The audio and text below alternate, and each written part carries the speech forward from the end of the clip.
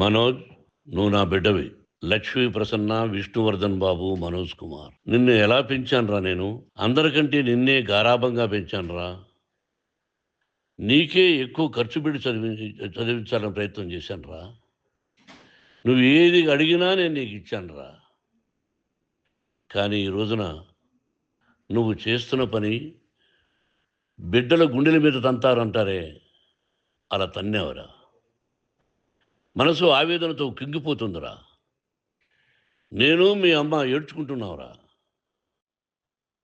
Journalism ఉన్నది లేనిది, లేనిది ఉన్నట్టు రాస్తున్నారా. నువ్వు నన్ను కొట్టడం ఏంట్రా? నా బిడ్డ నన్ను తాకలా. ఇద్దరం ఘర్షణ పడ్డాం కొన్ని కారణాల వల్ల. ప్రతి ఫ్యామిలీలోనూ ఉంటాయిరా ఇవి. లేనివాడు ఎవరైనా ఉంటే ప్రపంచంలో ఒకరున్నారేమో, 1% ఉంటుందేమో. అటువంటి వాళ్ళ ఇంటికెళ్ళి కాళ్ళు గడిగి నిద్ర పూసుకోవచ్చు. భారత భాగవత రామాయణాలు చూశావు కదరా. ఏమిటిది? మీ అమ్మాయి ఎంత కుమిలిపోతుంది ఈ రోజున హాస్పిటల్ చేరింది. నీ వల్ల హాస్పిటల్ చేరుతాను. చూడు మనోజ్, నీకు అన్నీ ఇచ్చినా ఈ రోజున నువ్వు నా గుండెల మీద తనడమే కాకుండా అపకీర్తి తీసుకొచ్చావు.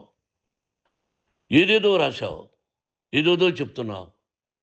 కొంతమంది జర్నలిస్టులు ఉన్నది లేనిది, లేనిది ఉన్నట్టు రాసేవాళ్ళ తత్వం వాళ్ళకి. ఎందుకంటే టీఆర్పీ పెరగాలి.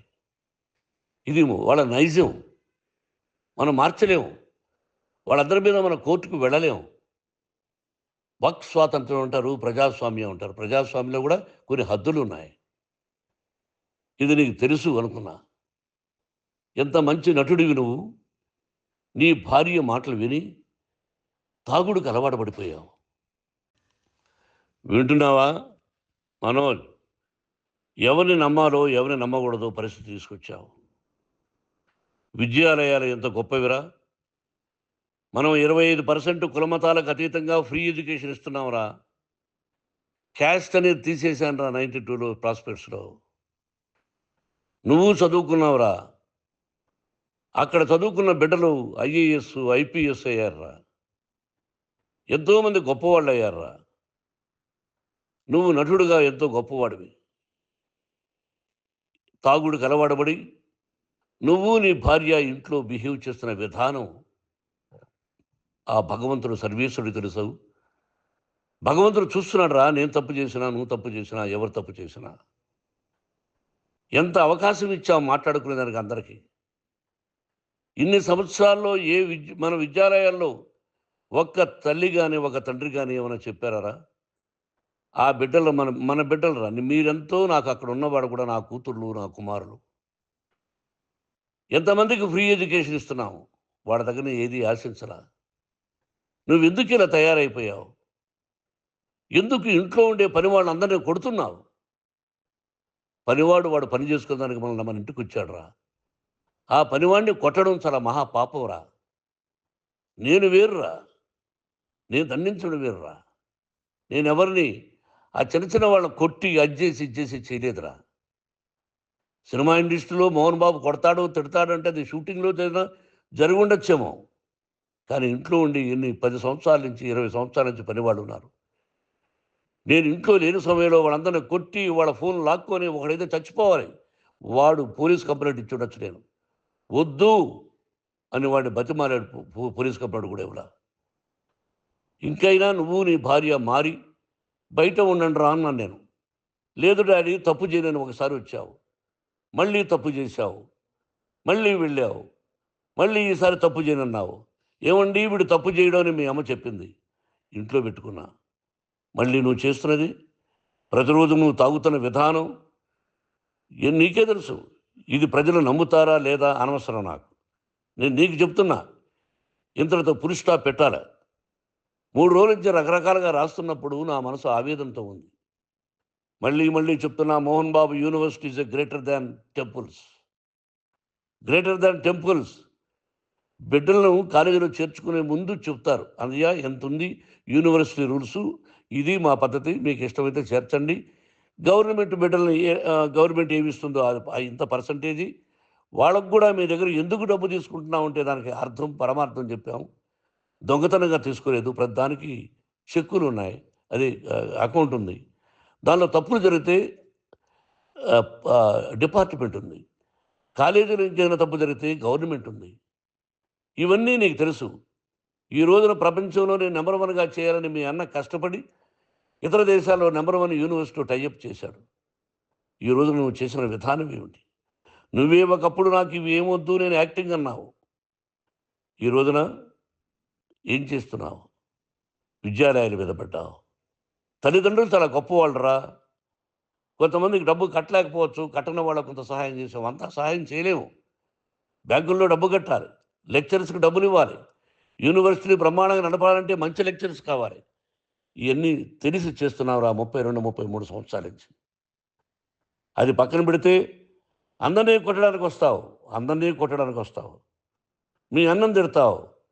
ఒక వ్యక్తి వినయ్ గారనే ఆయన వ్యక్తి హెల్ప్ చేయడానికి వస్తే ఆ వినయ్ ఎవరు లజ్జాగుడికి చంపేస్తాను వాడు అన్నావు. ఇవన్నీ ఎంత తప్పురా? అంటే మీ నాన్నగారికి ఎవరు సహాయం చేయడానికి వస్తే వాళ్ళందరినీ లజ్జాగుడుకులు అంటావు. చంపేస్తానంటావు. మీ అన్నను చంపేస్తానన్నావు. చంపరా చూద్దాం మీ అన్న నేనే అన్నా. తాగరా నీ ధైర్యం ఉంటే అన్నా. ఎంతమందిని చంపాలనుకుంటున్నావు? ఎంతమందిని చేయాలనుకుంటున్నావు? నువ్వు ఏం సాధించాలనుకుంటున్నావు?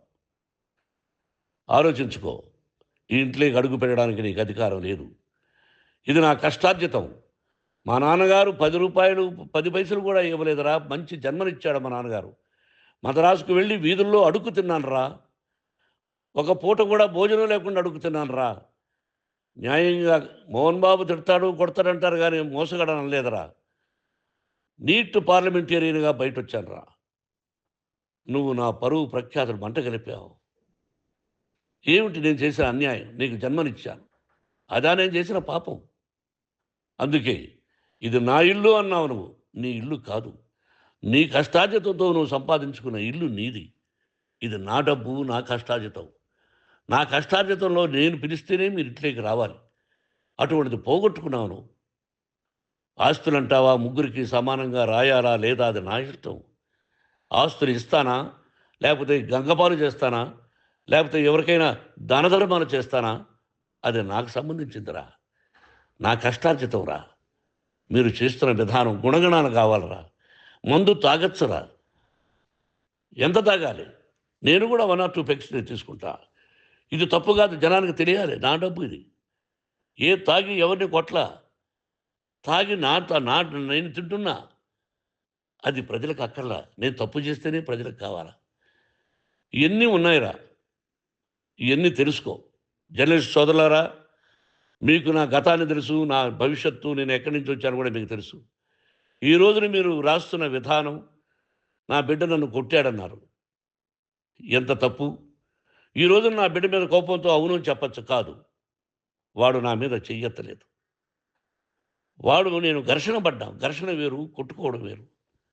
గాయాలతో హాస్పిటల్కి వచ్చి కుంటుకుంటుగా నడిచాడు. మళ్ళీ ఏమని పోలీస్ స్టేషన్కి వెళ్ళి చెప్పాడు. ఎవరో ఇద్దరున్నారు, వాళ్ళిద్దరూ నా మీద దాడి చేశారన్నాడు. నా ఇంట్లో పనిచేస్తున్న వ్యక్తుల గురించి పోలీస్ స్టేషన్కి వెళ్ళి చెప్పవలసిన అవసరం అతనికి లేదు, హక్కు లేదు. పోలీస్ డిపార్ట్మెంట్ కూడా తెలుసుకోవాల్సిన విషయం. నా ఇంట్లో ఉండే వర్కర్స్ మీద నేను కంప్లైంట్ ఇవ్వాలి. నువ్వు పర్మిషన్ లేకుండా నా ఇంట్లోకి నువ్వు చొరబడి ఈ ఇల్లు నాదంటూ ఇంట్లో పనిచేస్తున్న వర్కర్స్ మీద కంప్లైంట్ ఇచ్చావు. అది ఎంతవరకు పోలీసు న్యాయమో రూల్సో చూద్దాం. పోలీస్ డిపార్ట్మెంట్ ఇంటికి వచ్చింది. వాళ్ళకి రాశాను ఉత్తరం. అయ్యా, నేను సీనియర్ సిటిజన్ని, నాకు రక్షణ లేకుండా ఉంది. నా బిడ్డ వల్ల నా ఇంట్లో నుంచి నా బిడ్డను పంపించేసి ఇది నా ఇల్లని. వాళ్ళు నాకు సమాధానం ఇవ్వలేదు. ఇవ్వకపోగా ఎవరిని పట్టించుకోలేదు. ఇప్పుడు పోలీసు వాళ్ళు వచ్చి ఏమండి రూల్స్ ప్రకారం నా బిడ్డ ఇంటికి రాకూడదంటే మాకు హయ్యర్ డిపార్ట్మెంట్, హయ్యర్ అథారిటీ వాళ్ళు ఫోన్ చేశారు. మీరు ఎవరిని స్టాప్ చేయొద్దండి, బయట నుంచి ఎవరైనా వస్తే వాళ్ళని స్టాప్ చేయండి అన్నారు. 2 రోజుల నుంచి 10 మంది 20 మంది వస్తున్నారు. వాళ్ళు అలా చూస్తూ నిలబడ్డారు. వాళ్ళు ఫోటోలు తీసుకున్నారు. వాళ్ళ మీద మళ్ళీ వదిలేస్తున్నారు. ఎవరిని నిందించాలి? But I give respect to the police department. వాళ్ళకి ఎవరు ఏ అధికారి ఫోన్ చేశాడో, ఆ అధికారికి ఏ పొలిటీషియన్ చేశాడో అది వాళ్ళకే వదిలేస్తున్నా. కాబట్టి వాళ్ళు పోలీస్ కంప్లైంట్ ఇచ్చినా కూడా మేము సంబంధం లేదని అంటున్నారు. కాబట్టి నేను నా బిడ్డను నిన్ను నాపు చేస్తున్నా. నువ్వు ఇంట్లోకి వచ్చే అధికారం నీకు లేదు. నువ్వు వచ్చి నీ బిడ్డను తీసుకెళ్ళు. సంతోషం. నువ్వు రాలేదు, నీ బిడ్డను జాగ్రత్తగానే చూసుకుంటాం. Take care your daughter, that's all. మీ అమ్మ హాస్పిటల్‌లో అడ్మిట్ అయింది.